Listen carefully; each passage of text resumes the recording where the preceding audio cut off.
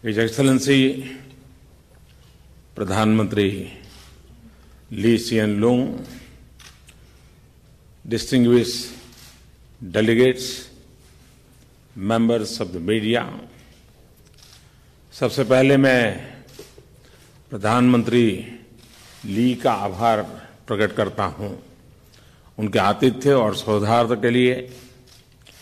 भारत के साथ संबंधों को मजबूत करने के प्रति उनकी सतत चेष्टा के लिए और निजी मित्रता के लिए भी भारत सिंगापुर के संबंध सच्चे अर्थों में सामरिक साझेदारी की कसौटी पर खरे उतरे हैं।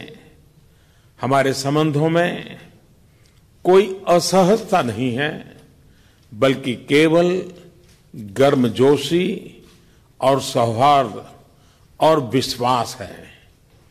आज की हमारी बातचीत में प्रधानमंत्री ली और मैंने साथ मिलकर हमारे द्विपक्षीय संबंधों में प्रगति को रिव्यू किया और भविष्य के रोडमैप के बारे में चर्चा की।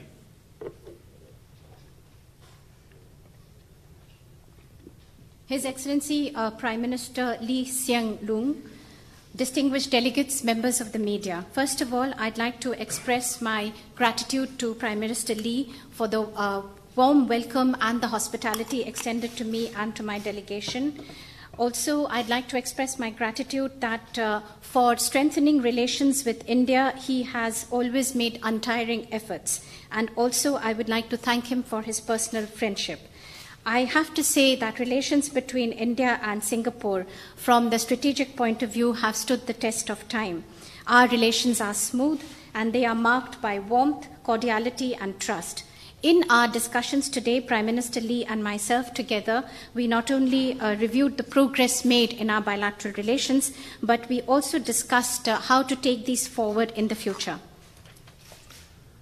मुझे विशेष रूप से हमारे कॉम्प्रिहेंसिव इकोनॉमिक कोऑपरेशन एग्रीमेंट के दूसरे रिव्यू के पूरा होने पर प्रसन्नता है, लेकिन हम दोनों इस बात पर सहमत हैं कि दूसरा रिव्यू हमारी मंजिल नहीं है, एक पड़ाव मात्र है। हमारे अधिकारी शीघ्र ही इस समझौते को और अपग्रेड करने पर सुधारने के लिए चर्चा शुरू करेंगे। I especially would like to express my happiness that we have been able to conclude successfully the second review of the Comprehensive Economic Cooperation Agreement. But both Prime Minister Lee and myself, we agreed that this is not just our target and our goal, but this is only a means to an end. And officials on both the sides will soon start discussing this agreement, how to upgrade it further and reform it, and these discussions will commence soon. Bharat के लिए Singapore foreign direct investment का एक महत्वपूर्ण स्रोत है और भारत से विदेशों में होने वाले निवेश के लिए हमारा शीर्ष डेस्टिनेशन है। मुझे प्रसन्नता है कि भारतीय कंपनियां सिंगापुर का उपयोग आसियान क्षेत्र एवं अन्य देशों के लिए स्प्रिंग बोर्ड के रूप में करती हैं। सिंगापुर की कंपनियों द्वारा भारत में निवेश बढ़ रहा है। भारत की उन्नति सिंगापुर के उसके महत्वपूर्ण क्षेत्रों में अतुलनीय अवसर प्रदान करती है। कल शाम सिंगापुर की महत्वपूर्ण कंपनियों के सीईओज के साथ राउंड टेबल पर मुझे भारत के प्रति उनके विश्वास को देखकर बहुत ही प्रसन्नता हुई।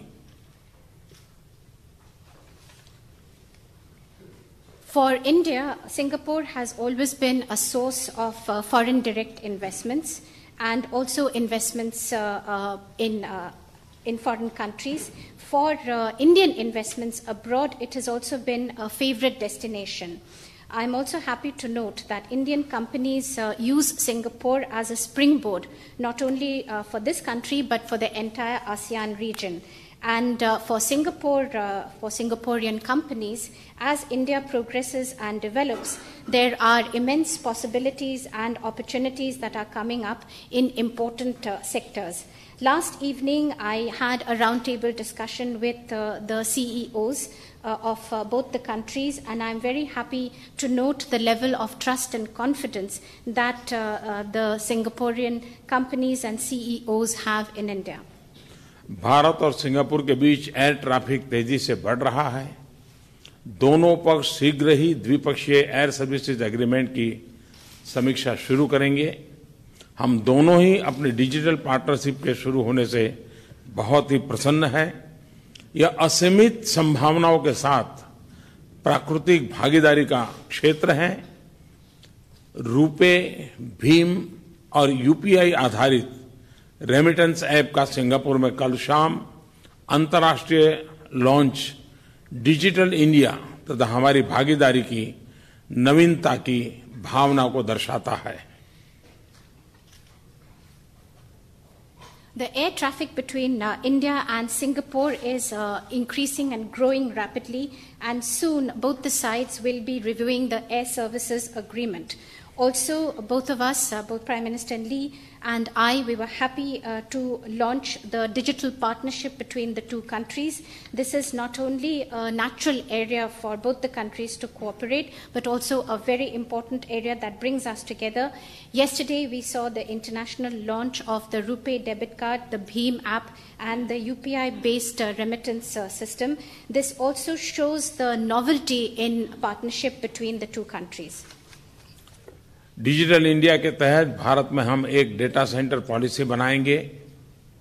आज मैं नानयांग टेक्नोलॉजी यूनिवर्सिटी में अनेक समझौते होते हुए देखूंगा जो कि उच्च शिक्षा, साइंस और टेक्नोलॉजी इनोवेशन में हमारे सहयोग को और बढ़ाएंगे।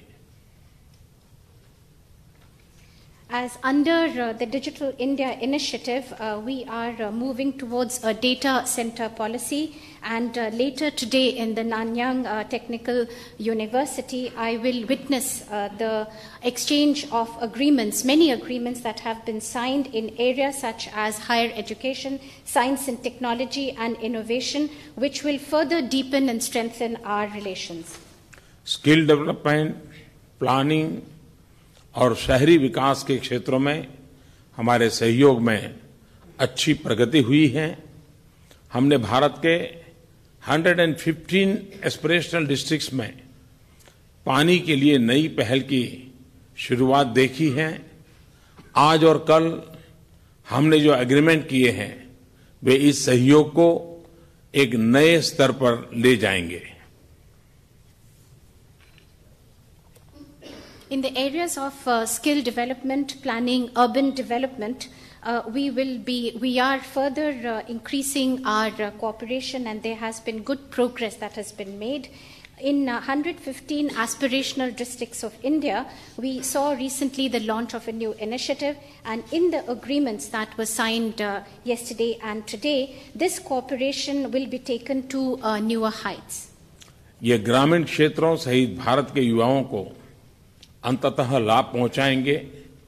हमने अपनी सामरिक साझेदारी में डिफेंस और सिक्योरिटी के महत्व पर जोर दिया है। इन संबंधों में लगातार वृद्धि का हम स्वागत करते हैं। सिम्बेक्स के 25वें वर्ष पर मैं भारत और सिंगापुर की नौसेनाओं को बधाई देता हूं। शीघ्र ही हम त्रिपक्षीय नौसैनिक अभ्यास भी शुरू करेंगे। This initiative will not only benefit our rural areas but also our youth. In our strategic partnership, we have laid emphasis on defense and security, and these relations are also increasing, which we welcomed. I would like to congratulate the navies of India and Singapore for having completed 25 years of the SIMBEX exercise. Soon we will be starting tripartite exercises.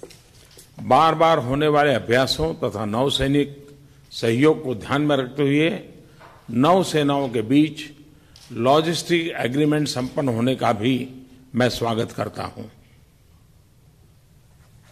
These exercises joint exercises that take place between our navies and the kind of cooperation, naval cooperation that exists, I also welcome this agreement on logistics that has been signed between the two navies. आने वाले समय में cyber security और अतिवादी तथा आतंकवाद से निपटना हमारे सहयोग के महत्वपूर्ण क्षेत्र होंगे।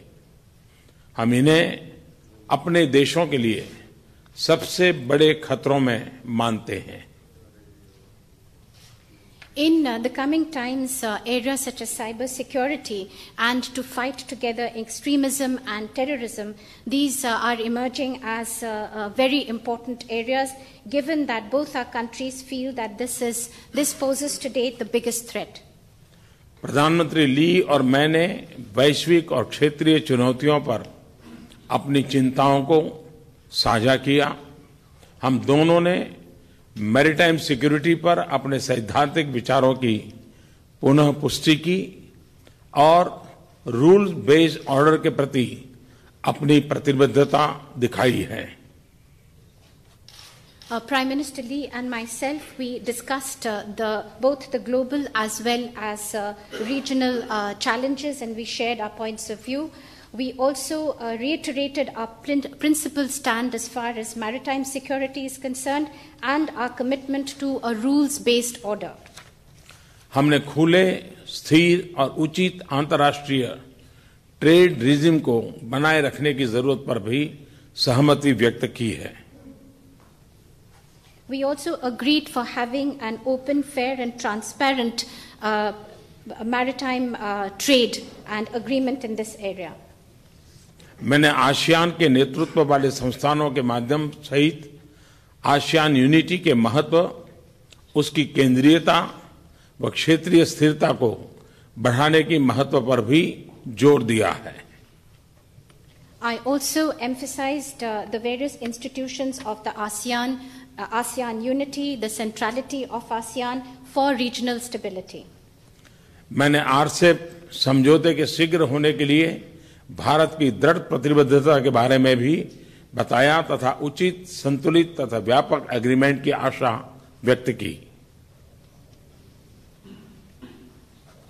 As far as the RCEP agreement is concerned, I reiterated our commitment for a speedy conclusion of the negotiations and to have a balanced, comprehensive and a fair agreement.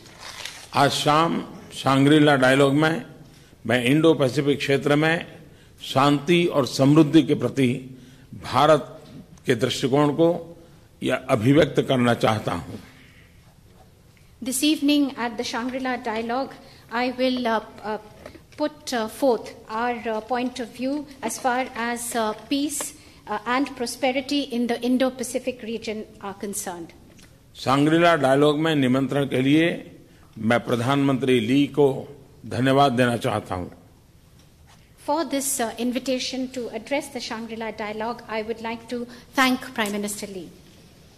मैंने प्रधानमंत्री ली और उनकी पूरी टीम को सफलतापूर्वक लीडरशिप ट्रांजिशन के लिए अपनी शुभकामनाएं दी। I also conveyed my best wishes for the leadership transition to Prime Minister Lee and his entire team. मैं जानता हूं कि सिंगापुर के नए नेता अपनी शानदार विरासत को जारी रखेंगे और इस महान देश को जन सेवा की उसी भावना तथा परंपरा के साथ आगे ले जाएंगे। I know that the new leaders of Singapore will respect the rich heritage of this great country and the tradition of always putting importance on public service to the people. धन्यवाद, बहुत बहुत धन्यवाद। Thank you very much.